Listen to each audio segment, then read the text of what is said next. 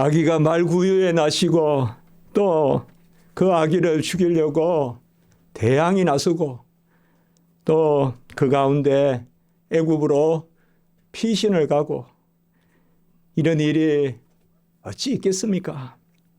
하나님의 큰 뜻 가운데 주님은 가장 낮은 곳에 오시고 가장 큰 고초를 당하시고 죄가 없이 흠이 없이 온갖 흉악한 일들을 당하는 것을 우리가 성경을 통하여 볼 수가 있습니다. 주님께서 애굽에 피하셨습니다. 헤롯 대왕이 2살 아래 아이들을, 영아들을 다 죽였습니다. 그래서 어떤 사람들은 최초의 순교자들이다, 그 아이들을 그렇게 표현하는 사람도 있고, 순교자들 중에 꽃들이다, 그렇게 표현하기도 합니다. 아이들이 뭐가 죄가 있어서 그렇게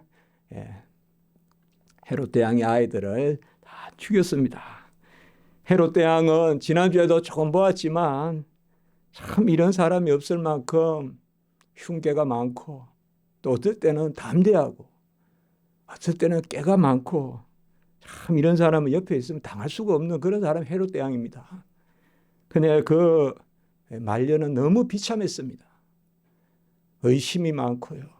아무도 못 믿고 또 밤에 잠을 못 자고 온몸에 또 병이 생겨서 막 냄새가 나서 옆에 갈 수도 없는, 그러나 표현할 수 없는, 역사의 기록에 보면 정말 말로 할 수 없는 역겨운 그런 병에 걸렸다.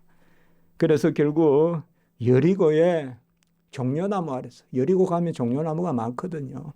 그 여리고의 종려나무 아래에 자기 궁전을 세우고 결국 헤롯 대왕이 이제 죽게 됩니다. 근데 죽게 되는데 그 헤롯 대왕이 죽은 그 해에 아이들을 죽입니다. 그리고 헤롯 대왕이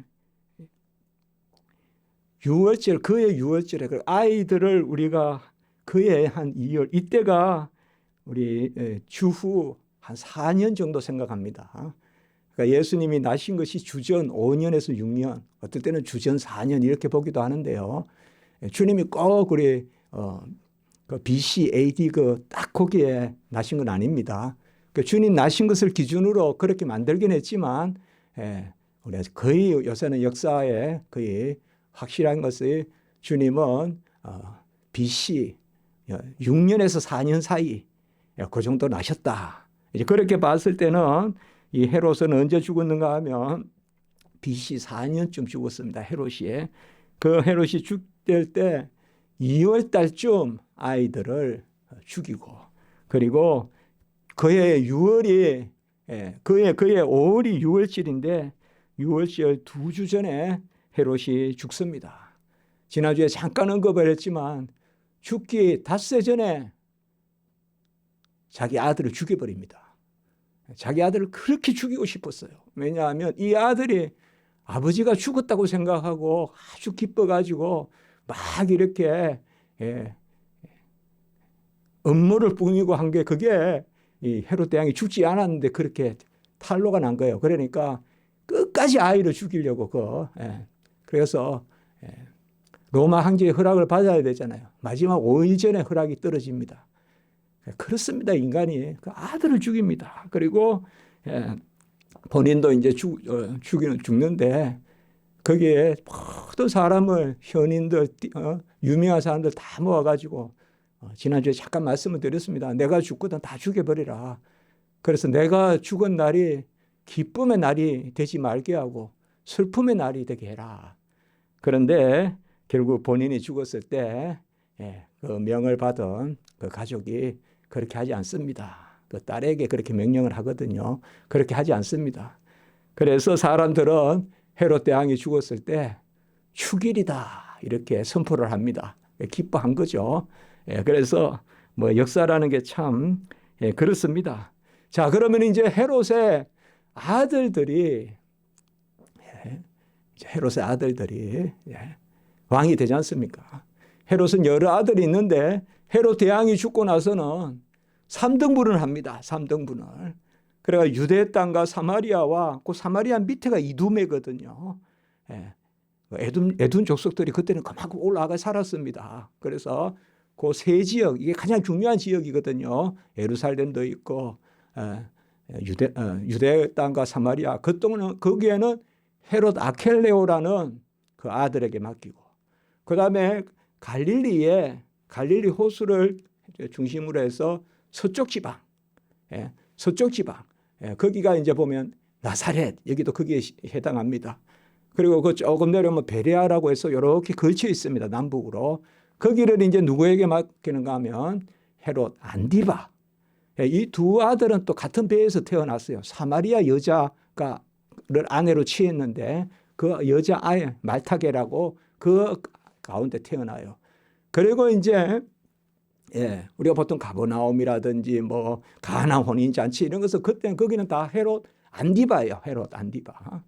밑에는 헤롯 아켈라오고, 그 다음에 갈릴리 호수를 중심으로 서북쪽에서 저 높이 우리가 가이사랴 빌립보 주님이 베드로의 고백을 받았던데 거기는 또 헤롯 빌립이라고, 이거 또 다른 배에서 그 어머니는 또 예루살렘의 클레오파트라라고 있어요. 우리가 알고 있는 클레오파트라 말고 거기 부인에서 난 아들이에요. 이제는 이 3등분을 해서 이제 나라를 다스리게 됩니다. 그 중에 가장 잔인한 사람이 아들이 누구냐 하면 이 헤롯 아켈라오입니다. 아켈라오. 오늘 22절에 나오죠. 이 헤롯 아켈라오가 이제 예루살렘, 그 베들레헴, 그리고 사마리아, 그 가장 알짜 땅. 여기가 보통 한 훨씬 강합니다. 두 나라 위에 거 다 합해도 여기에 헤롯 아켈라오가 다스리는데 얼마나 포악한지 성전에서 3,000명을 죽이고 막 이런 일들을 벌입니다. 그래서 꿈의 지시함을 받아서 이제 헤롯 대왕은 죽었다 이거예요. 아기를 죽이려고 하는 자들을, 아기의 목숨을 찾던 자들이 죽었다. 그러니까 이스라엘로 돌아가라. 그런데 아마 이스라엘로 돌아가면 우리 요셉과 마리아 그리고 우리 주님은 베들레헴에 사셨을 거예요. 나사렛을 떠나서 이제 베들레헴에 사셨을 거예요. 그런데 그곳에 누가 있습니까? 그 아버지의 못지않게 포악한 이 아켈라오가 그게 왕인 겁니다. 근데 그 아버지 헤롯 대왕은 머리라도 그래도 쓸 줄 알아가지고 이스라엘 사람들은 성전을 손대면 안 된다. 제사장들이나 이래서 그냥 억지로라도 이렇게 인정하는 척 해줬어요. 근데 이 헤롯 아켈라오는 그 머리도 안 돌아가는 거예요, 이게. 자식은. 그러니까 아버지가 누린 나쁜 거는 다 따라하면서 그 뒤에 조정할 줄도 모르는 거예요. 결국 9년 다스리다가 쫓겨납니다. 쫓겨나고 저기 저 블라서 쪽으로 추방시키고 그쪽 지역은 누가 다스리는가 하면 바로 수리아 총독이 다스립니다. 그 총독이 구레너입니다. 그 총독이 다스리는데 누구를 보내서 다스리느냐? 바로 집정관 같은 통치자를 보냅니다. 그 통치자들 중에 하나가 바로 본디오 빌라도입니다. 그러니까 로마 통치자를 가서 보냅니다. 제가 왜 이런 말씀을 드리는가 하면 소설이 아니라는 겁니다. 역사라는 겁니다. 역사. 그래서 본디오 헤롯 대왕은 뭐고 뭐가 그리고 이제 예수님 이 다시 들어왔을 때 이제 가라고 하는데 이스라엘 땅에 갔는데 더 이상 그쪽에는 살 수 없다. 그래서 오늘 말씀해 보면 계속 구약 광야에서 구름기둥 불기둥 지시를 받았다면 여기서는 계속 뭐예요? 주의 천사가 나타납니다. 그게 가브리엘이든 우리가 가브리엘이라고 봐도 되고요. 계속 천사가 지시해서 이제 어디로 가는가 하면 갈릴리 지방으로 갑니다. 오늘 22절에 보면 갈릴리 지방으로 올라갑니다. 갈릴리 지방에 올라가서 23절에 보면 마태복음 2장 23절에 나사렛이라는 동네에 가서 나사렛은 이미 제가 상세히 잘 말씀드렸죠. 나사렛의 오른쪽에 왼쪽에 오른쪽에 뭐가 있고 에스드론급 평원이 있고 다 말씀드렸습니다. 밑으로는 그 다볼산이 있고 또 저 쫀더 내려가면 다 제가 말씀을 드렸어요. 저 서쪽으로 가면 또 갈멜산 쪽으로 가는 곳이고 가장 부유한 곳입니다. 이 갈릴리가. 그래서 제가 책에 보니까요, 유대 땅에서 아이 하나 키우는 것보다 갈릴리 땅에서 감람나무 밭 하나 키우는 게 더 수월하다. 그런 말이 있어요. 재밌죠? 말이. 뭐냐면 유대 땅에서 아이 하나 키우는 것보다 밭 하나 가꾸는 게 더 쉽다는 거예요. 감람나무 밭, 올리브 밭 하나 가꾸는 게. 그게 뭐냐면 그만큼 기름지다 이 말이에요. 땅이. 그냥 씨만 뿌려놓으면 자란다 이 말이에요. 그러니까 아이 하나 얼르는 것보다, 아이 얼러가지고 기르는 것보다 밭 농사 짓기가 더 수월하다. 그만큼 그렇습니다. 그래서 이 갈릴리로 가는데 거기에 이제 우리가 중요한 예수님이 23절에 보면 나사렛 사람이라 칭하리라 하는 그 선지자의 말씀을 이루었다 이 말입니다. 이것이 나사렛이라는, 여기에 우리가 나나주에 보면 이사야 11장 1절인데 아무리 찾아봐도 이사야 11장 1절은 뭔가 하면 이새의 줄기에서 한 싹이 나며 그 뿌리에서 한 가지가 나서 결실할 것이요. 이게 지금 여기에 선지자가 한 말씀이거든요. 우리 성경 밑에 있잖아요. 이사야 11장 1절. 이새의 줄기에서 한 싹이 나며 그 뿌리에서 한 가지가 나서. 여기에 뭐가 있어서 나사렛 사람하고 연결이 됩니까? 여기에 한 가지라는 말이 이스라엘 말로 넷제르라고 합니다. 넷제르. 여기에서 나사렛이라는 말이 나온다는 것입니다. 한 가지, 한 가지. 그래서 이사야 선지자가 이새의 줄기, 이새는 누굽니까? 바로 다윗의 아버지잖아요. 이새의 줄기에서 한 싹이 나고 그 뿌리에서 한 가지가 난다. 이거는 분명히 누구예요? 오실 메시아죠. 그러니까 가지로 표현한 거예요. 그 가지가 넷제르고 거기에서 나온 이름이 나쪼라이오스 이라면 그게 나사렛 사람이라는 뜻이에요. 그러니까 여기서 나왔단 말이에요. 그러니까 가지에서. 이거는 다르게 그 도시 이름을 이렇게 알아볼 수가 없어요. 그래서 성경이 우리에게 전해주는 거예요. 이 이사야 선지자의 말씀에 그 한 가지.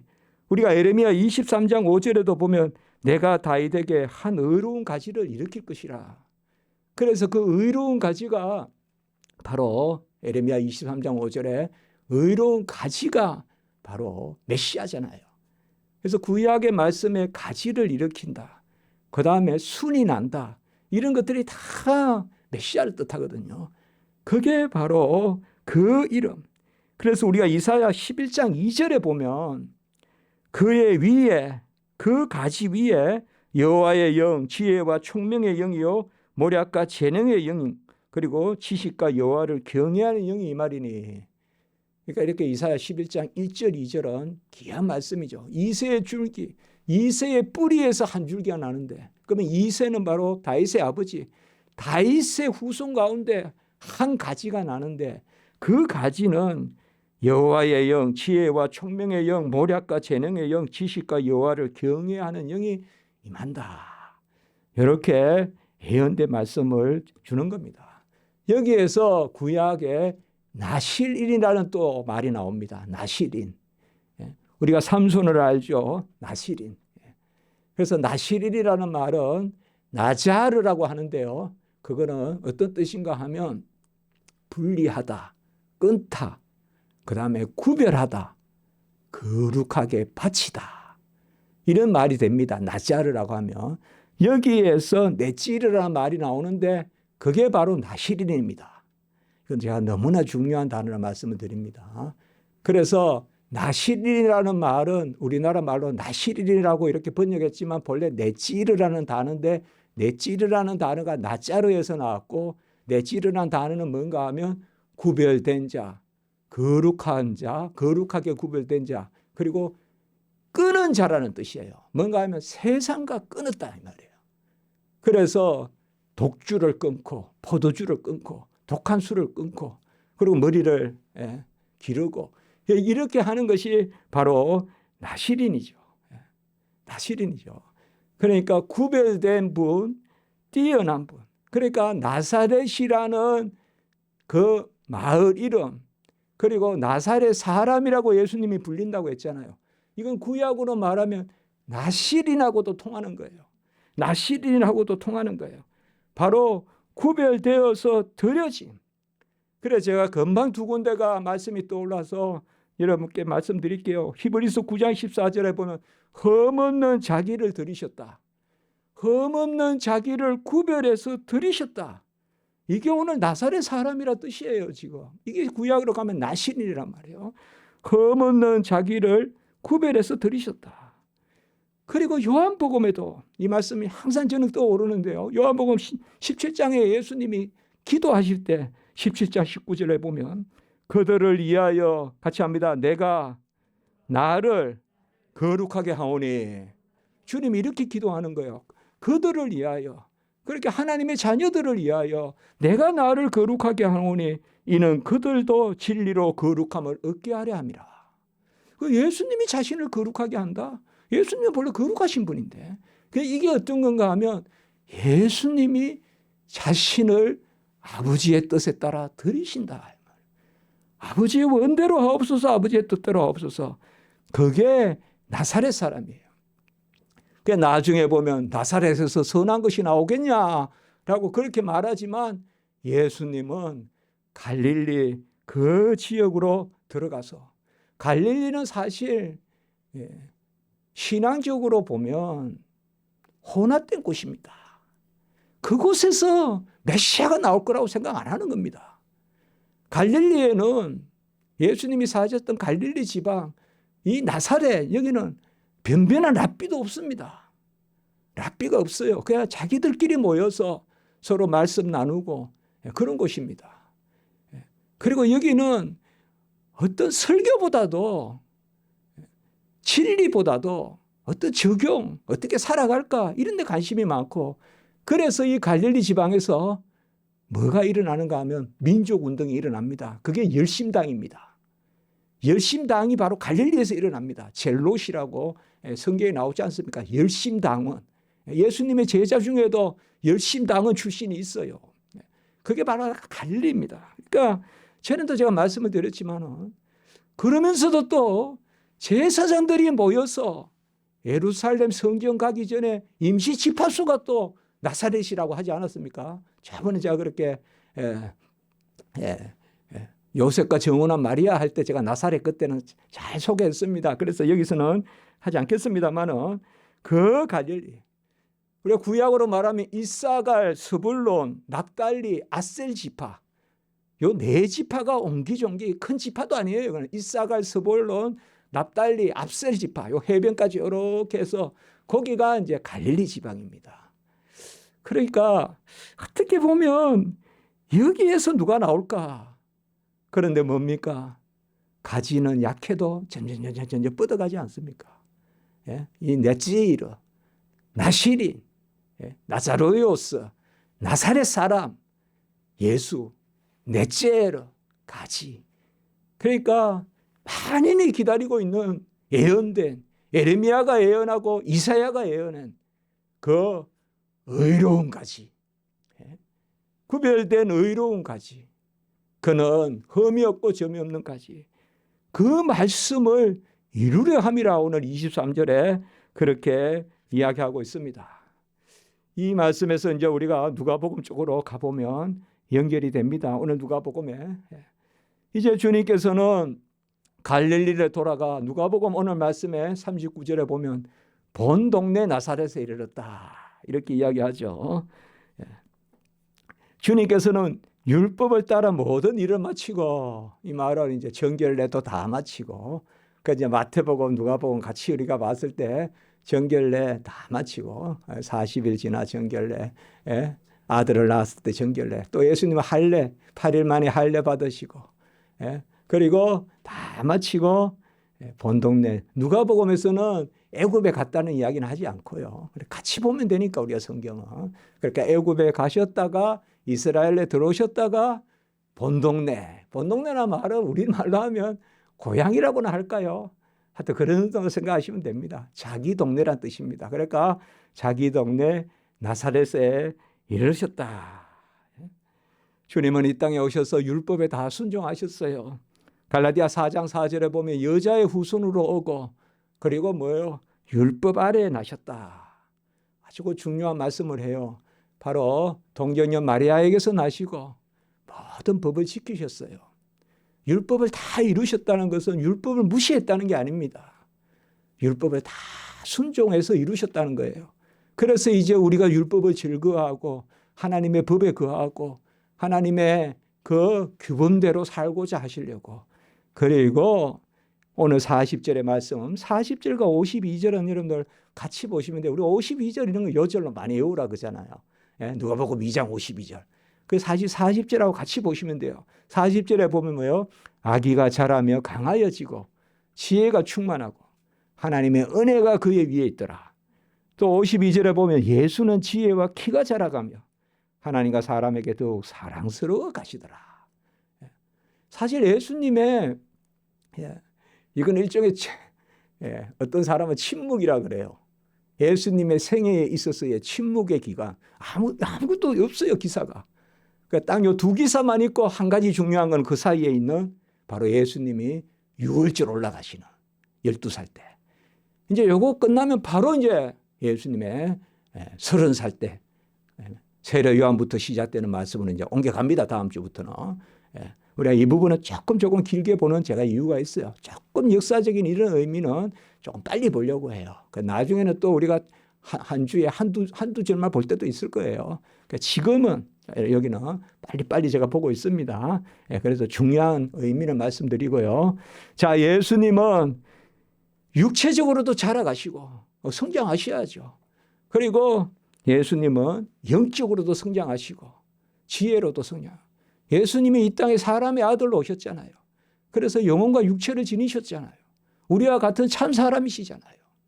그러니까 우리와 같이 그분도 드셔야 되고 마셔야 되고 그분도 주무셔야 되고 그분도 돌보심을 받아야 되고 그리고 자라가셨잖아요. 예수님도 자라가신다 이 말이에요. 거기에 보면 40절에 보면 자라고 강하여지고. 그러니까 예수님께서 목수 집안 아닙니까? 예수님 무슨 랍비 집안 아닙니다. 목수 집안입니다. 어릴 때부터 쿵쾅쿵쾅하는 어떻게 보면 예수님이 박히신 그 모습 십자가에 예수님께 익숙한 모습이에요. 예수님은 그런 가운데 사셨어요. 그 모습을 아마 주조도 하고 하셨을 수 있어요. 이렇게 해서 만드시되 대장간은 안 하셨겠지만은 목수를 한다면 다 뭣도 구하고 그러니까 쿵쿵 하는 그 소리를 어릴 때부터 듣고 살아신 그 쿵쿵 소리에 박히신 거예요. 목수의 아들이세요. 목수의 아들이세요.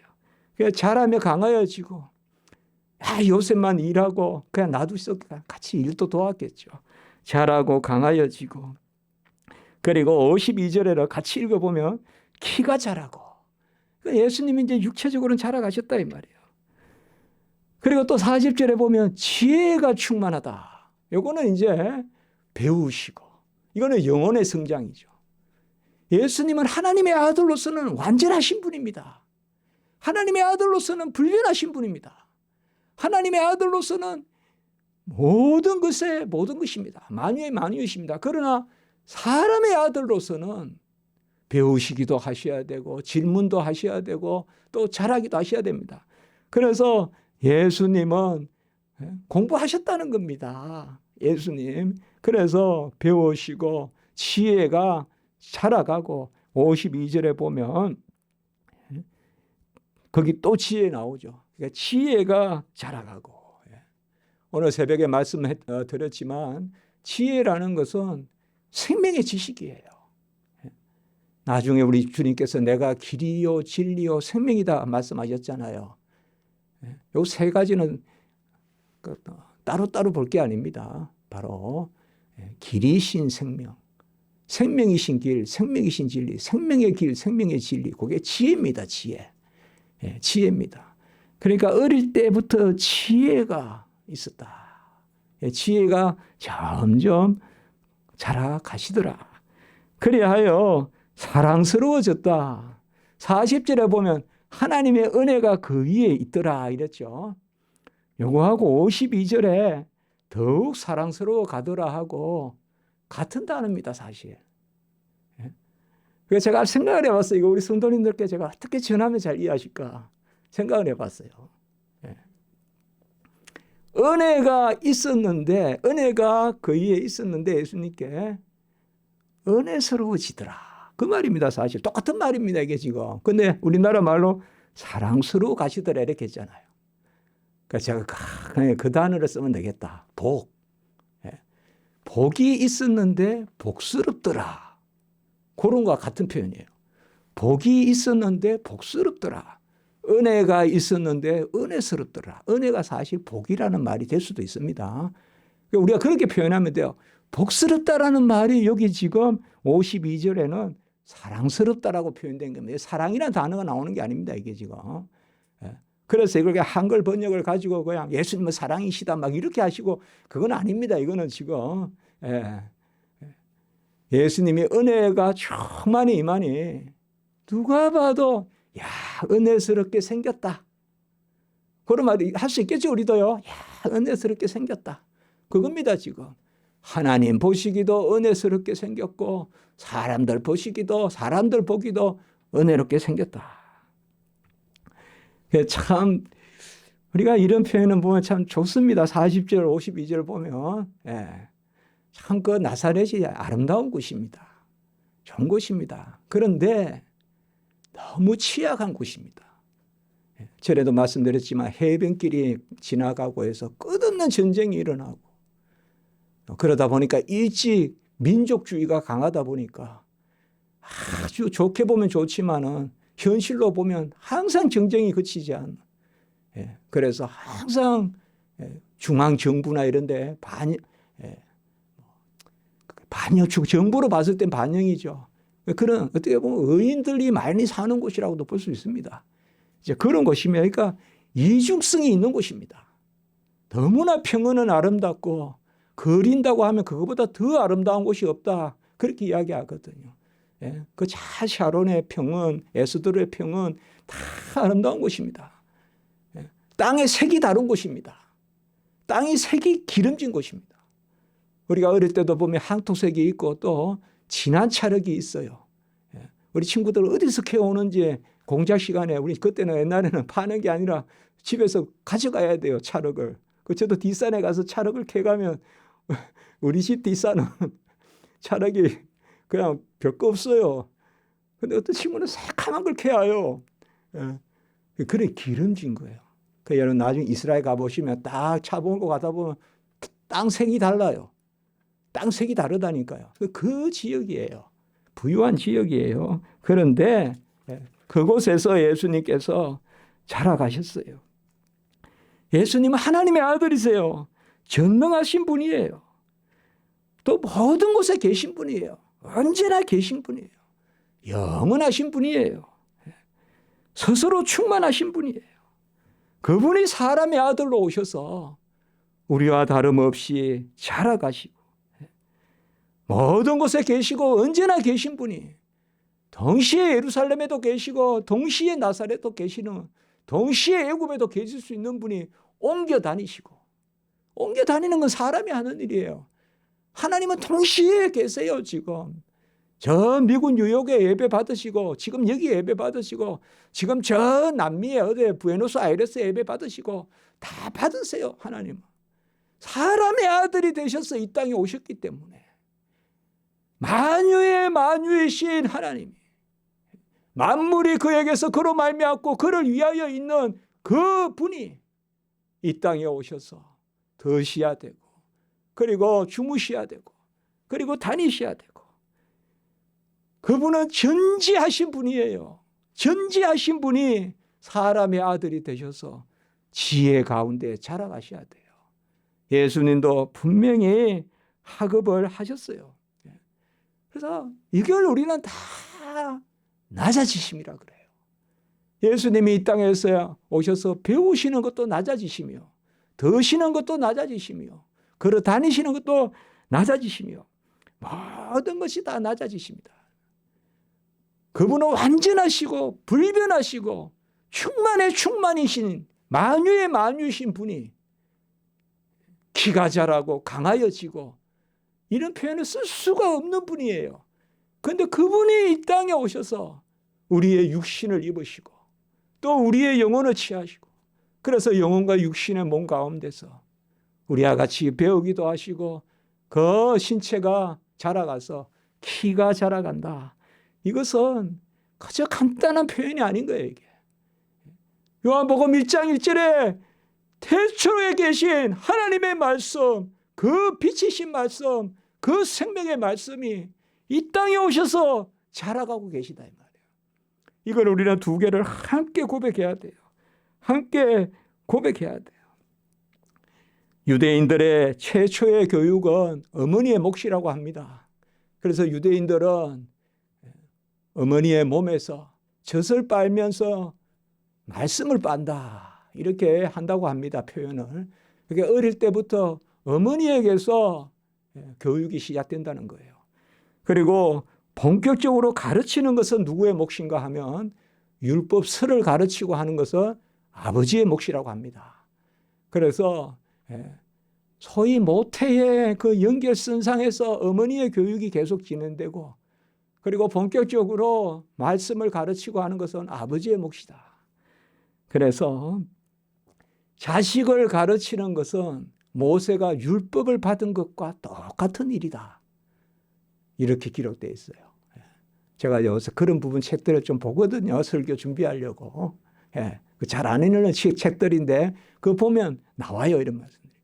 자녀를 가르치는 것은 모세가 율법을 받는 것만큼 중요한 일이다. 모세가 율법을 받으려고 40일 금식했잖아요. 그래서 빽빽한 구름 가운데 거룩한 가운데 말씀을 받았잖아요. 주님께서 친히 알려주시고 첫 판에서는 친히 기록까지 해주셨잖아요.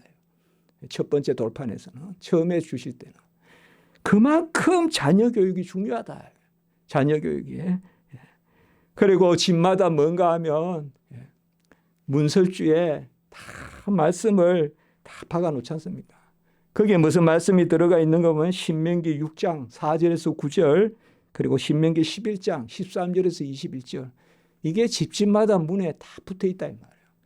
그것을 매주자라고 그래요. 매주자. 지금도 있단 말이죠. 거기에는 어떤 말씀이요? 중요한 그냥 우리 주님 제가 주님의 그 집을 생각해 보는 거예요. 거기 앞에 다 걸려 있다 이 말이에요. 그 매주자라고 걸려 있다 이 말이에요.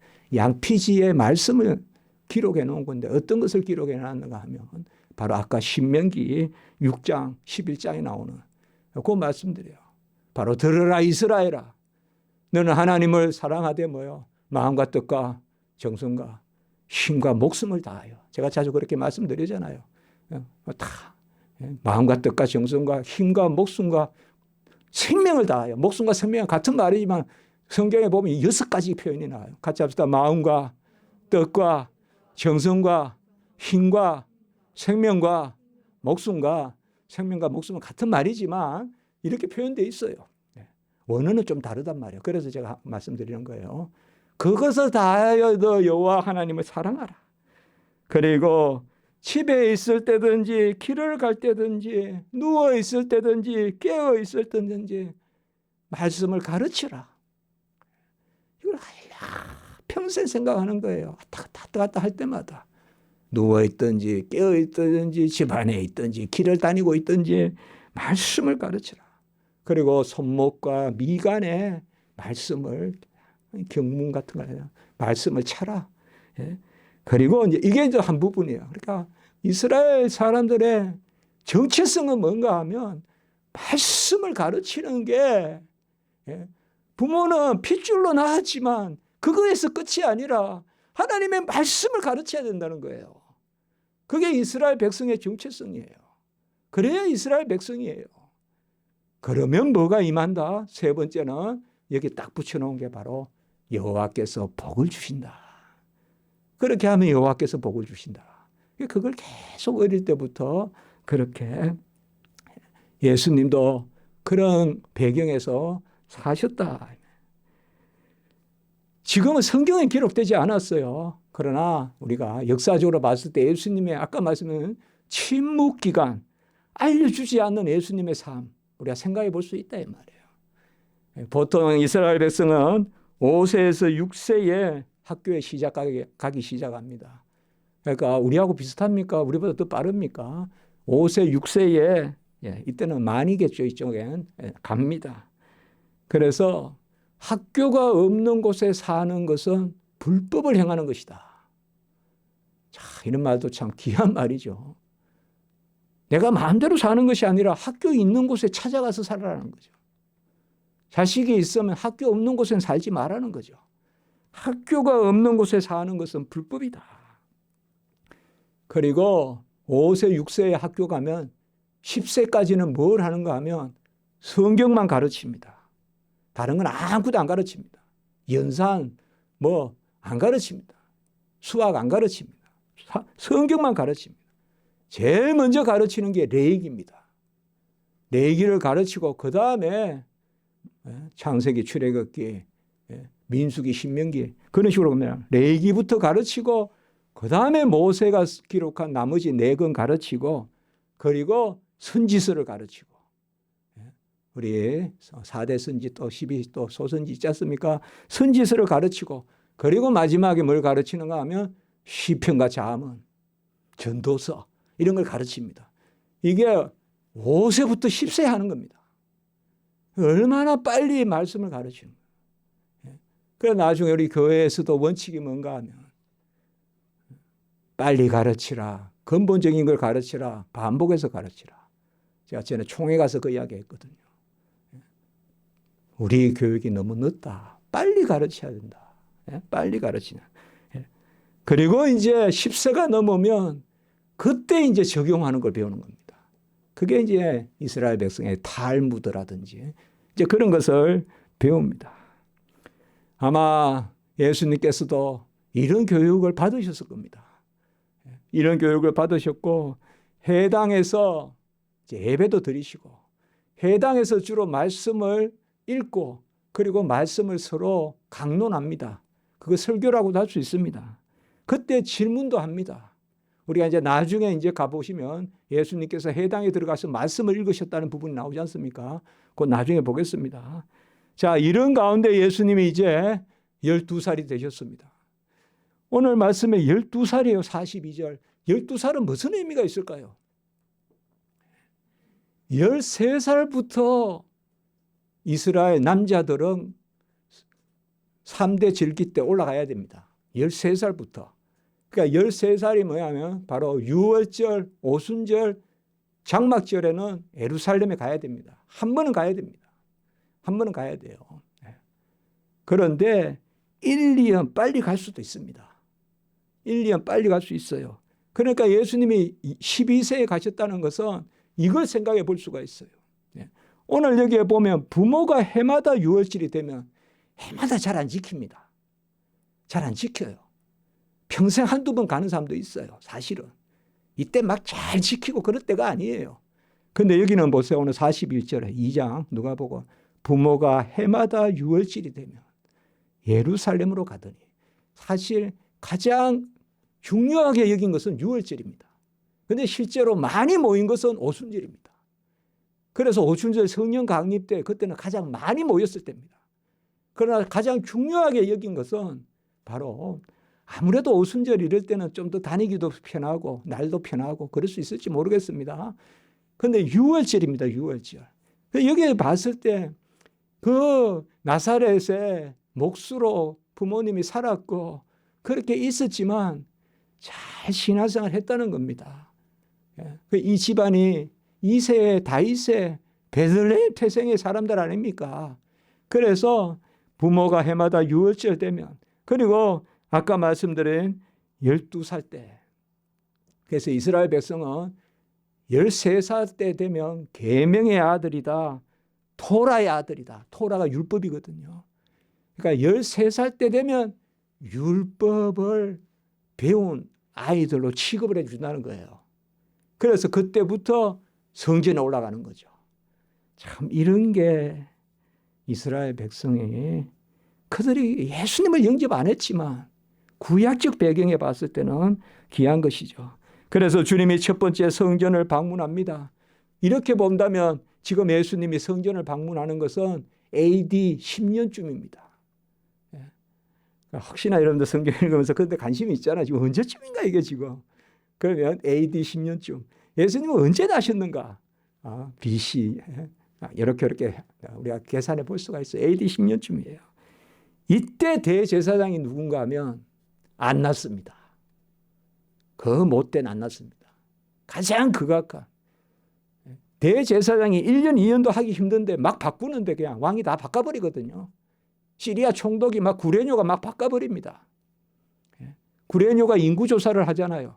그 인구조사를 하고 구레뇨가 막 그냥 저 시리아에 있으면 수리아에 있으면서 이제는 유대를 다스리니까. 그런데 거기에 온갖 돈을 다 쓰고 온갖 그거 뇌물을 주고 해가지고 아예 그 가문이 오랫동안 있었던 그게 안나쓰고 그 사이가 가야바입니다. 이제 이 사람들이 이때부터 벌써 예수님이 12살 때부터 안나스 가문이 있었고 그 다음에 이제 가야바가 들어옵니다. 그래서 예수님이 십자가에 죽으실 때는 가야바가 제사장인데 본래 권세는 누구냐? 그 장인인 안나스가 휘두르고 있었습니다. 그때 안나스가 있을 때입니다. 그때 이제 예수님께서 성전에 들어가서 본래 유월절은 일주일간 지키지 않습니까? 무교절하고 같이. 그러나 보통 이틀 있으면 집에 갑니다. 그러니까 먼저 간 거예요. 이제 어머니하고 일행 따라서.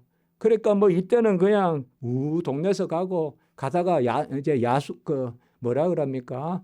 노숙하듯이 텐트 치듯이 길에서도 쉬다가 올라가는데 예수가 없는 겁니다. 주님이 없으니까 다시 성전에 들어가서 찾습니다. 그러니까 사흘이 지나서 겨우 찾았는데 이 말은 뭡니까? 설마 그곳에 있을 줄 몰랐다는 거죠. 그곳이 뭔가 하면 바로 선생들과 함께 주고받는 거예요. 거기에 보면 46절에 듣기도 하고 묻기도 하고. 왜 그 뭐 이스라엘 땅이 얼마나 크다고 그렇게 못 찾았겠어요. 근데 설마 거기 있었겠냐. 근데 예수님이 벌써 이 나이에 그들과 듣기도 하고 묻기도 하시는데 47절에 보면 지혜와 대답을 놀랍게 여기더라. 아마 무슨 지혜고 무슨 대답일까요? 이날의 주제는 분명합니다. 유월절이 주제입니다. 그러면 예수님이 어떤 지혜가 있을까요? 어떤 대답이 있었을까요? 이거를 우리가 깊이 생각해 보면 예수님은 이때 메시아가 누구신가? 메시아가 유월절 양으로 오신다. 그것에 대한 정확한 말씀을 하셨을 거예요. 그게 지혜예요. 이때 대답을 하고 말을 하는데 그 지혜와 대답에 정말 진정 메시아는 누구시냐? 하나님의 아들이 사람의 아들로 오신다. 그가 죽으신다. 그가 우리를 대신하여 값을 치르신다. 그 지혜와 대답에 놀랍다. 그리고 부모가 찾았을 때 49절에 내 아버지 집에 있어야 될 줄. 이것도 혹시 여러분들 우리 나눠주에 잘 돼 있어요. 보면 내 아버지의 일에 관계하여야 될 줄 이렇게 돼 있잖아요. 사실 그대로는 이렇게 돼 있습니다. 집이란 말 안 나옵니다. 그대로 어떻게 되어 있는가 하면 내가 나의 아버지의 것들 가운데 있어야 될 줄을 이렇게 되어 있습니다. 나의 아버지의 것들이 뭘까요? 일도 될 수 있습니다. 집도 될 수 있어요. 그래서 이거는 좀 더 넓게 생각해야 돼요. 주님이 어떻게 대답하시는가 하면 내가 아버지의 일을 행해야 되지 않겠느냐. 저는 이 말씀을 보고 그 말씀을 생각했어요. 여러분도 그렇게 생각하시면 좋을 거예요. 나중에 예수님께서 세례 요한에게 세례 받을 때 세례 요한이 그리 마옵소서 하잖아요. 내가 예수님께 세례 받아야 되는데 왜 예수님이 세례 받습니까? 하니까 뭐라고 합니까? 내가 이리하여 모든 의를 이루어야 될 줄을. 그때도 뭐뭐 해야 된다. 그 단어가 나옵니다. 헬라어로 데이라고 합니다. 해야 된다 이 말. 왜요? 예수님이 죄가 없으시고 세례는 죄인이 받는 건데 우리 대신 우리 자리에 서야 되니까. 그러면 여기도 마찬가지입니다. 내가 아버지의 집에서 아버지의 것들을 해야 된다. 이 말은 뭐예요? 예수님이 이 땅에 오신 목적입니다. 그래서 우리가 사실 왜 여기에 12살에 예수님의 30살까지의 아무 행적도 없고 성전에 유월절에 올라가신 왜 이 한 그만 이렇게 실어놨을까? 근데 가만히 생각해 보면 예수님은 이때 성전에서 유월절 양에 대한 그러한 말씀을 선포했다고 볼 수가 있는 거예요. 물론 이제 나중에 예수님께서 갈릴리 방방곡곡에 다니면서 복음을 전한 것과는 다르지만 그래서 이게 상당히 중요한 말씀입니다. 이 말씀을 부모는 깨닫지 못했다. 그렇게 나오고 51절에 보면 어떤 사람은 막 나무라듯이 이렇게 부모에게 했다. 그건 절대 아닙니다. 51절에 보면 뭡니까? 내가 아버지 집에 있어야 될 줄 알지 못하였습니까? 이건 따지는 게 아니라 예수님이 이 땅에 오신, 왜 예수님이 이 땅에 오셨나요? 진리를 이야기한 거죠. 그리고 우리 예수님께서는 51절에 부모님께 순종했습니다. 제 5계명을 잘 지키셨습니다. 4계명의 안식일 규례도 잘 지키셨고 그래서 유월절도 지키셨고 5계명의 이웃사랑의 계명 그 약속이 있는 첫째 계명인 부모 공경의 계명도 잘 지켰습니다. 하나님의 뜻을 이룬다 하면서 부모에게 불효해서는 안 되겠죠. 기도드리겠습니다.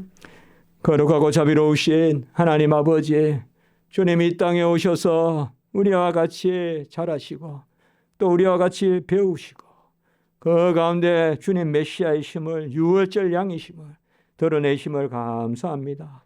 우리가 주님을 믿어 주님을 섬겨 우리도 아버지 그 구원의 주님과 함께 하나님의 자녀의 자리에 서고 그 은혜 가운데 하나님께 영광을 올리는 우리가 여호와의 집에 거하고 여호와의 행사에 거하는 그 은혜가 있게 주시옵소서. 모든 우리 성도님들 지켜주시고 복되게 하시옵소서. 주 예수 그리스도의 이름으로 감사하며 기도드리옵나이다. 아멘.